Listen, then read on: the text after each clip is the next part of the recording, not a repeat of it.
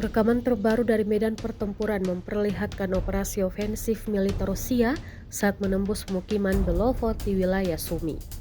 Rekamannya diunggah di Telegram pada Selasa 27 Mei 2025. Dalam operasi tersebut, Brigade Serangan Udara ke-83 Angkatan Bersenjata Rusia memainkan peran utama dalam menembus pertahanan Ukraina. Pasukan Rusia terlebih dahulu melakukan pengintaian untuk mengungkap sistem pertahanan musuh, termasuk benteng utama dan titik penempatan senjata militer Ukraina. Informasi yang diperoleh digunakan untuk mengerahkan tembakan artileri secara presisi yang kemudian menghantam titik-titik tembak dan menghancurkan pos komando utama Ukraina di wilayah tersebut. Setelah pertahanan musuh dilemahkan, pasukan Rusia melancarkan serangan dari berbagai arah secara serempak dan berhasil menerobos masuk ke pemukiman Belovod.